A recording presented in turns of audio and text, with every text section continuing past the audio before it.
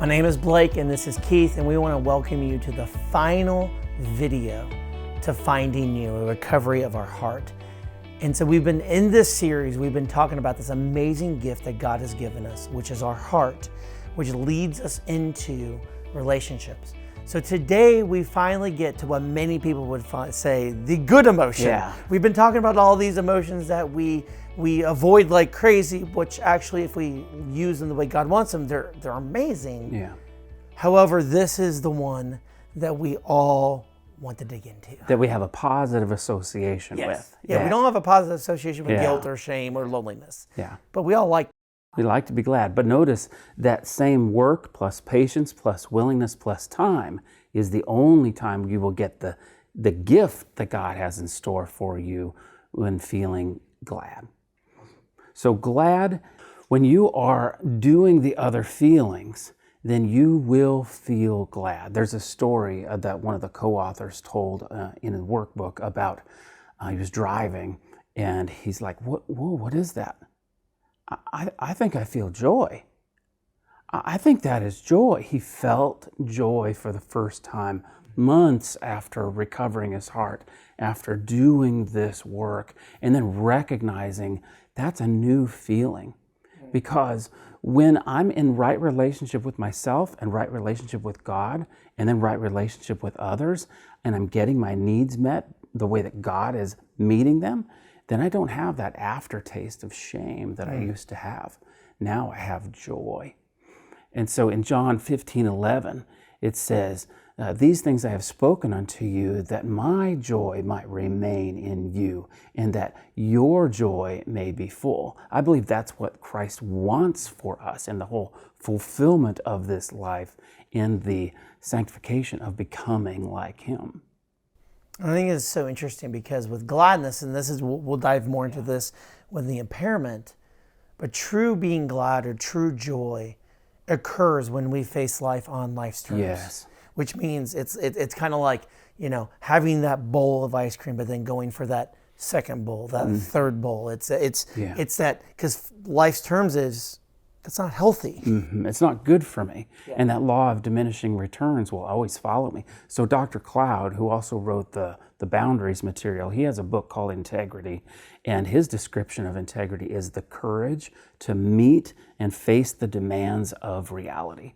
And so we're coming up against reality in all of this process, that I'm a work in progress, that I'll never be done. I'm a lifelong learner, and I'm actually really clumsy at it. On my best day, I will be a giraffe on ice at the best, because I'm a work in progress. Great mental image. Yeah. I'm literally looking. Yeah, all my limbs are scattered abroad, that it's a mess. But I have a legitimate need when I feel gladness, and that is celebration.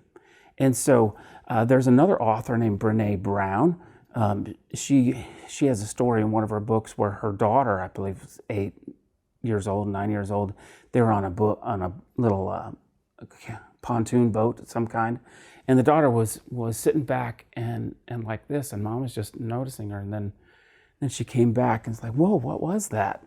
She's like, oh, I took a picture memory. What is that?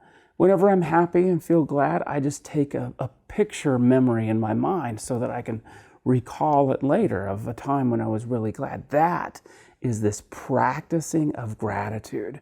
That is a part of active celebration, that you will feel glad but it's not just positive thinking or behavior modification. It is a gratitude of that grace washing over my toxic shame as I've cried out for mercy. And celebration is so interesting because if you haven't noticed yet, we are from Kansas City, and for years, in fact, young kids, they don't get the pain of being a Kansas City fan. The years of the Royals, I was born in 83, so I don't remember the 85 World Series, and then we were just terrible forever, and then the Chiefs were just good enough to make you think we were going to do something. So when we finally broke through in 2015, we literally had a snow day. They canceled school and they called it Royal, it was like Blue Day, I think is what they called it. And so we got to go out and this celebration, the city wasn't ready. Yeah. I mean, people were parking cars running to the parade.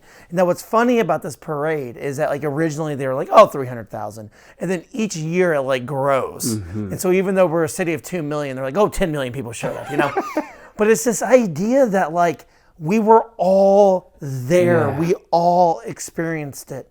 And this is what's cool is we're not only supposed to carry one another's burdens, but we're supposed to carry one another's joy. And it was so cool to see our city going, wow, something to celebrate. Absolutely. And that celebration draws us together. We collectively did something and we collectively celebrate and enjoy something, that victory. So we're actively hoping, and that's where hope is fulfilled. You will find joy.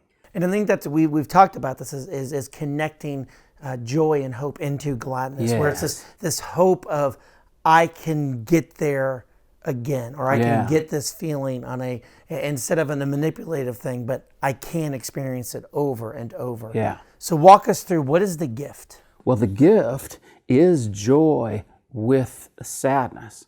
So life is lived between two poles. I will experience joy and I will experience sadness because of the tragedy of this world. So triumph and tragedy. Yes. Joy, sadness. But instead of living in that narrow band of tolerance, now I live in the fullness of joy, which also means the fullness of sadness. So I have to learn how to grieve well, and I also need to learn how to celebrate well. Because that's the human experience. Yeah, it's a lot of us want to be robots. Yeah. We want to control. No, I don't want to feel it, so I'm only going to be here. Well, St. Irenaeus says, mankind fully alive is God glorified. So I would actually offer that and pitch that, catching that vision about what it actually is a gift of being yourself. Another author in that book title, he describes a sparrow, a bird going back and forth from the ground to the tree and picking up each little blade of grass and building that nest. He's doing what God created him to do, therefore bringing God glory. When we live fully, we're bringing God glory because we are doing what we're made to do. I would say that there has been this lie that has really been snuck into Christianity where we've switched it. We were like, God wants us to only glorify him. And it's almost like you need to stop being human. And we put this pressure on ourselves. Mm-hmm. Like, I don't know about you guys, but I am so excited when my 2-year-old acts like a 2-year-old.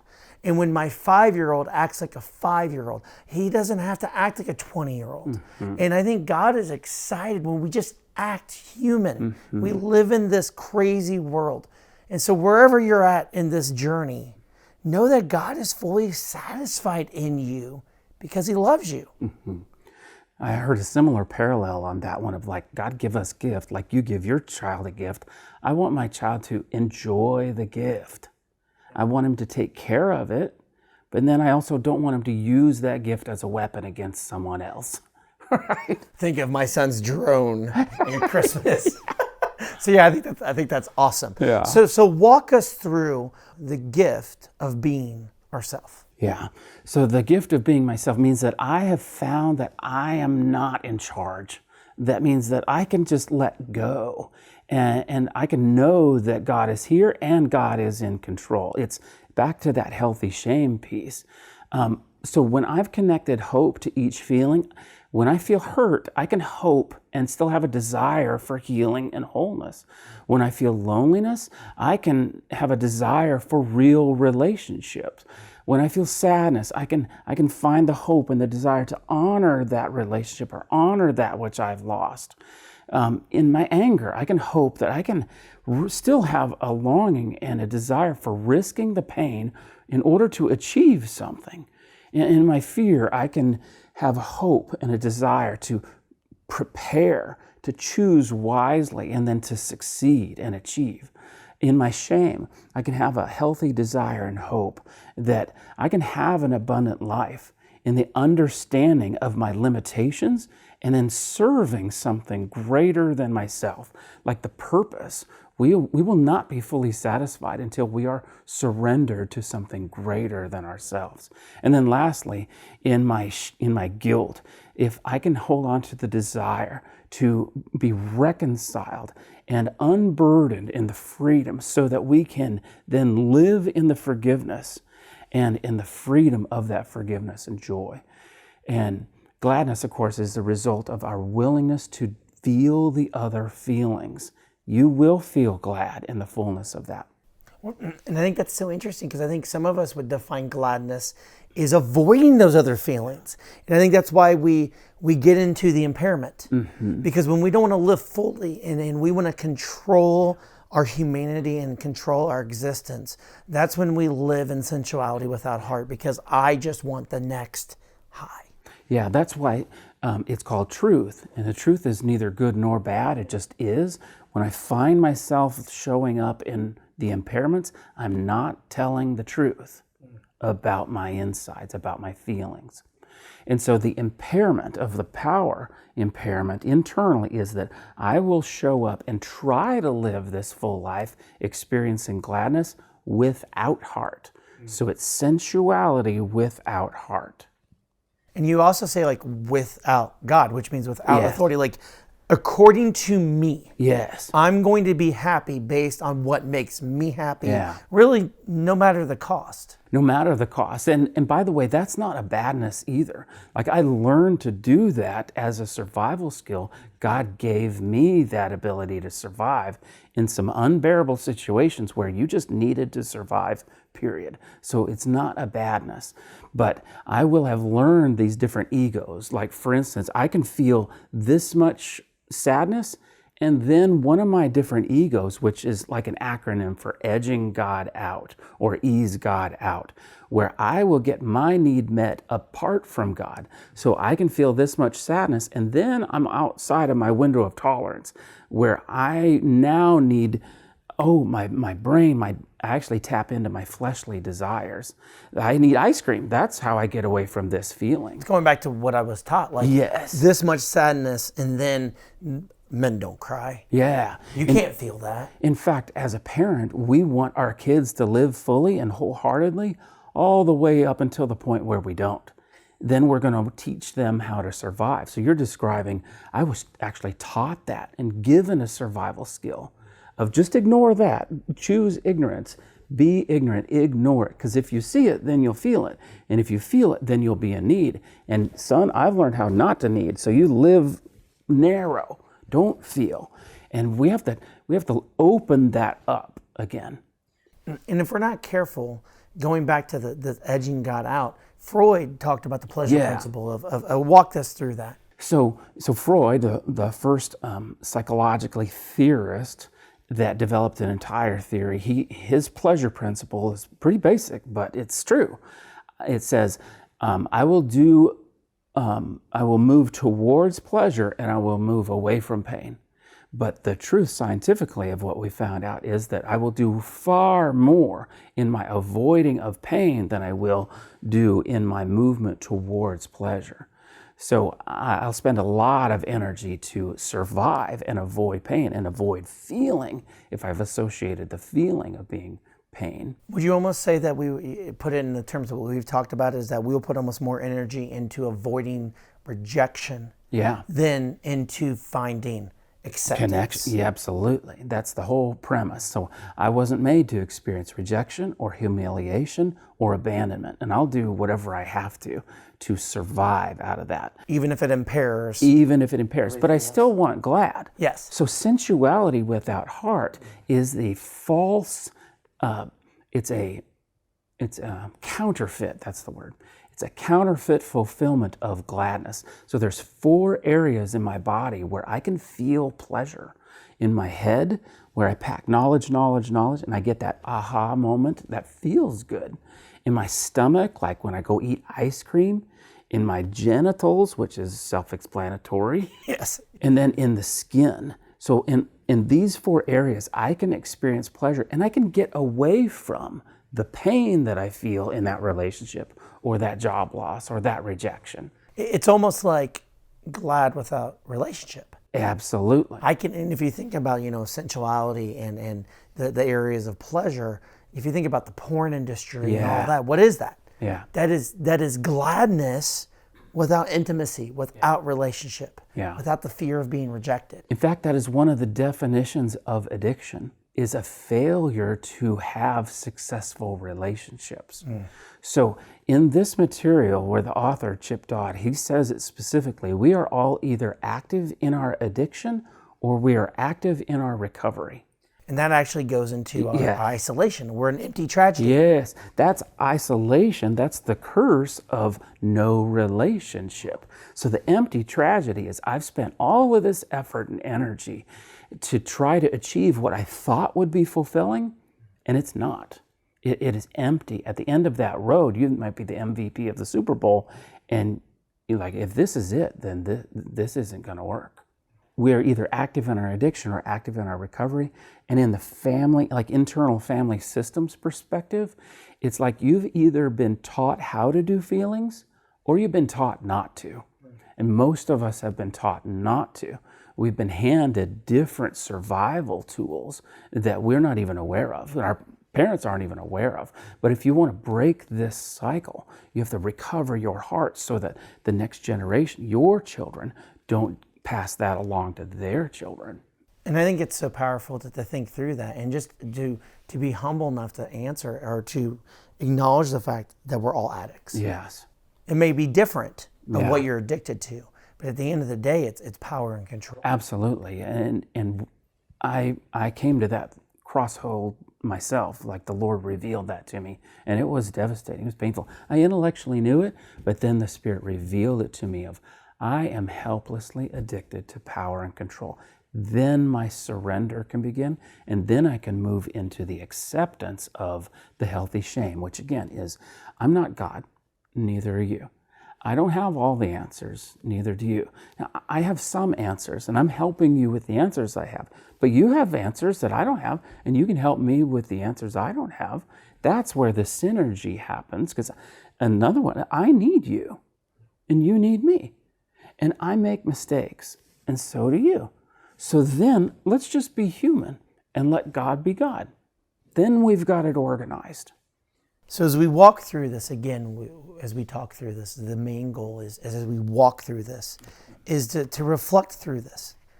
So as we talk about gladness, what ways do you attempt to manufacture it?